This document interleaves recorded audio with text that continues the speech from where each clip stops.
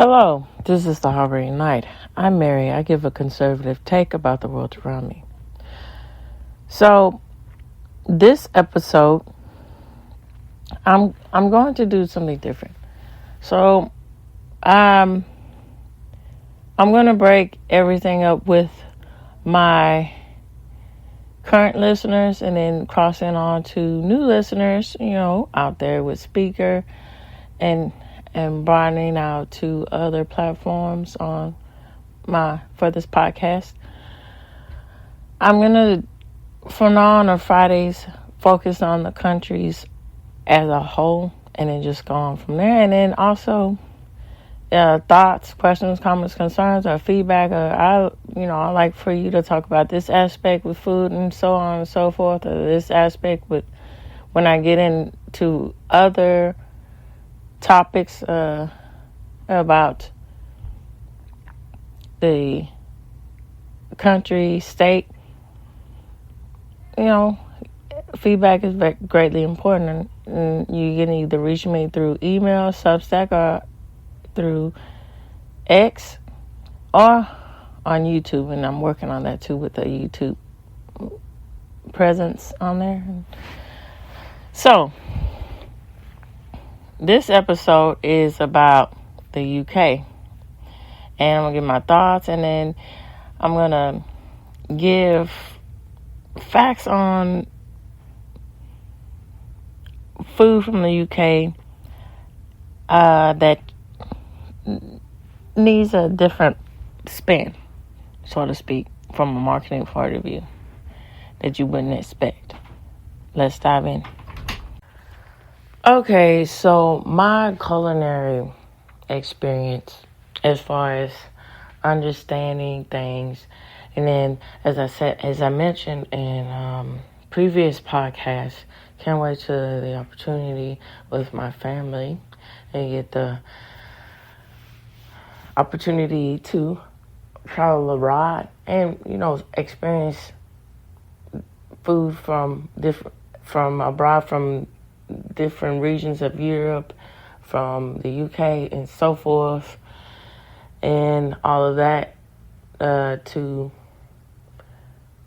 get that a sense of what I'm talking about. And traveling is a great life lesson in itself.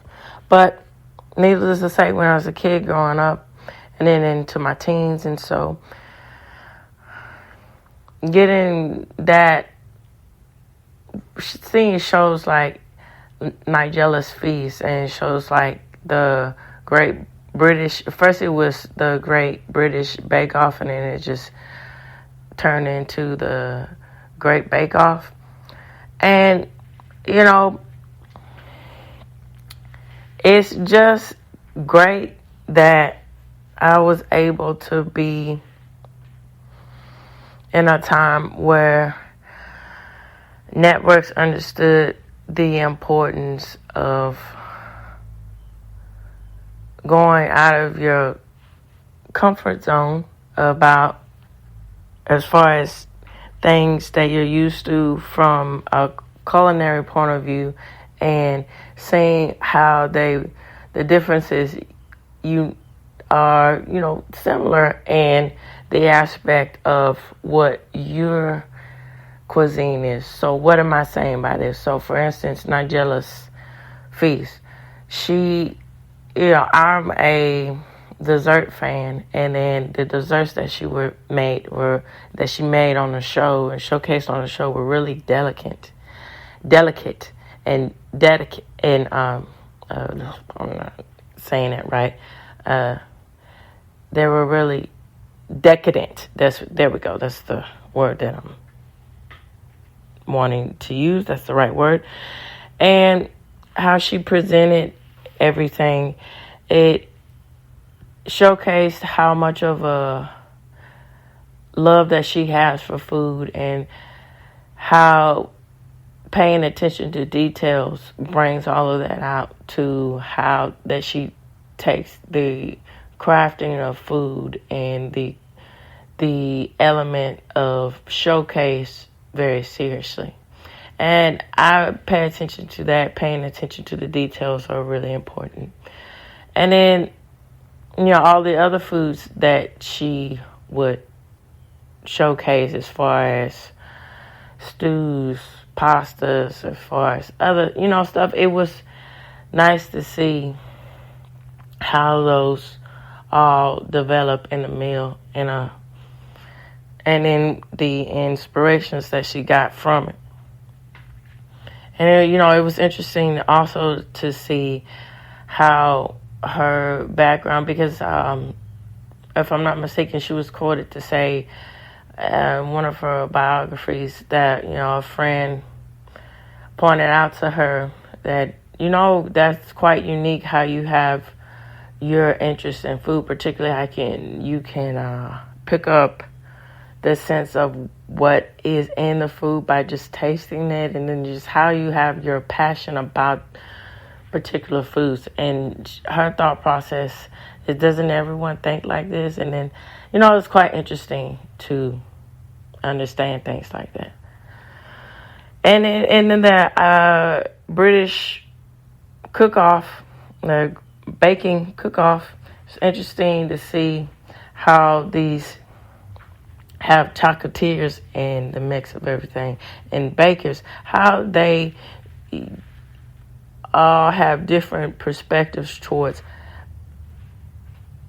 presenting and thinking about desserts and bringing in their heritage into the mix about desserts and why they chose certain things to present in the contest. It's quite interesting.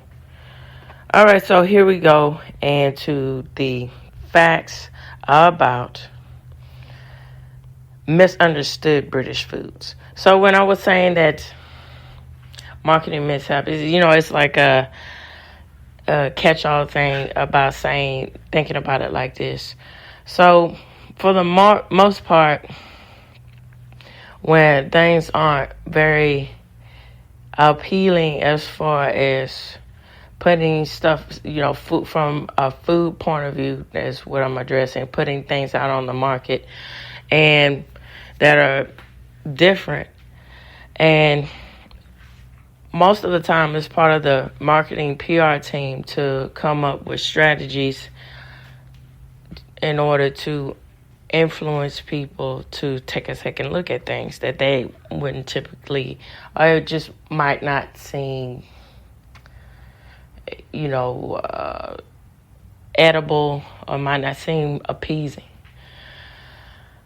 So, for instance, I would imagine, this is just my personal thought. I would imagine Dijon, excuse me, Dijon mustard, when it was first on the market, it wasn't, appeased. It wasn't seen as something that is pleasing to eat.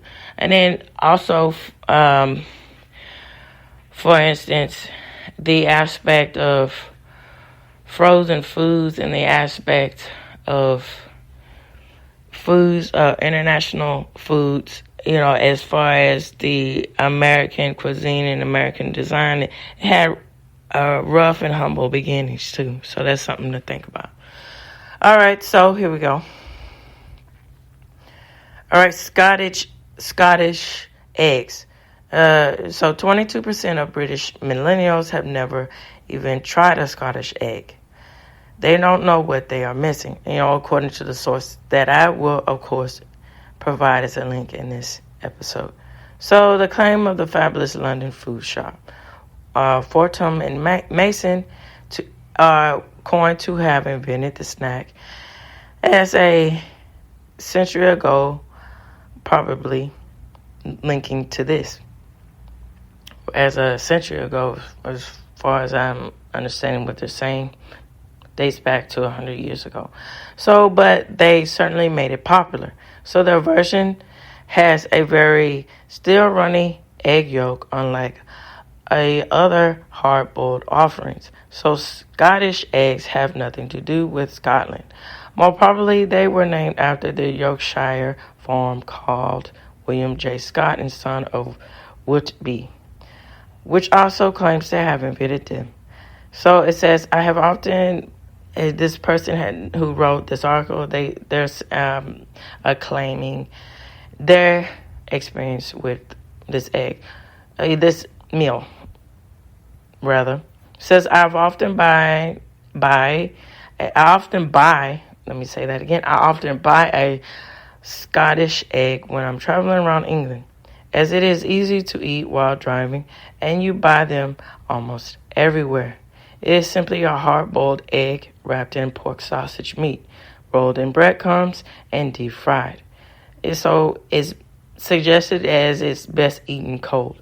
Since I have not included a recipe in any of my cookbooks, as this is not something I would bother making at home, when it is so easy to buy at a superior product at better food shops. So what do you guys think? Also, feel free to email me, find me on X, write comments, or on Substack. What do you guys think about the process versus buying things from the store and getting the experience firsthand of the chefs from the store? The store or the restaurant versus making it for yourself at home. All right, so however, a YouGov survey back in 2019 found that Scott eggs were among the least liked food in Britain. That's quite interesting.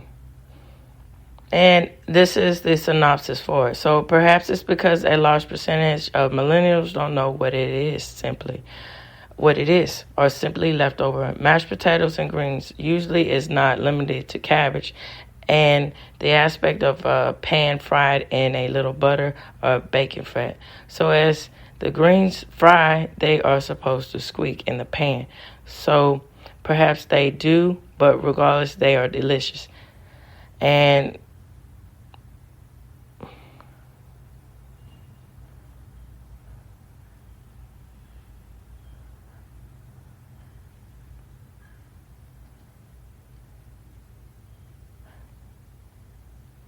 okay, I think I got ahead of myself. This is a different meal. So, what I was saying before is a survey to the Scottish duck. Now, this is a different meal, bubble and squeak. So, perhaps it's why, that it's not catching on, the meal, bubble, and squeak, is because, as I mentioned, millennials don't understand what the meal is. And then, that does link into a lot of different meals as far firsthand of that have a tradition. But as other generations get in the path of hearing about or getting exposed to traditional meals of their country, so far of that nature, it's something that they're not used to as a sense of what they eat on day to day, and that's quite interesting. So, as it's described, it has leftover mashed potatoes and greens, and it's usually but not limited to cabbage. It's pan fried in a little butter or bacon fat. So as the greens fry, they are supposed to squeak in the pan. That's quite interesting, with the aspect of the title, squeak, of this meal. So perhaps they do, but regardless, they are delicious. So, sticky toffee pudding. So this is essentially a very sweet sponge cake made dark with pureed dates, dark brown sugar, and molasses, and then served with a toffee sauce. So, all right, so let's link to this. This is where Francis Collins and Brian Shack claim to have invented the dessert in the 70s. So our staff alleged they were sworn to secrecy about the exact recipe. So sadly, Francis died in 1998, the inventor of this dessert, and Brian in 2002. And after a couple of decades of it being elected, the hotel closed. So this was in hotels in the UK. That it was closed for a good time during the pandemic. Now, where it could be found is a sticky toffee pudding, and you can find this visiting in the local pubs in the Yorkshire. It's quite interesting. So, going on to peas pudding.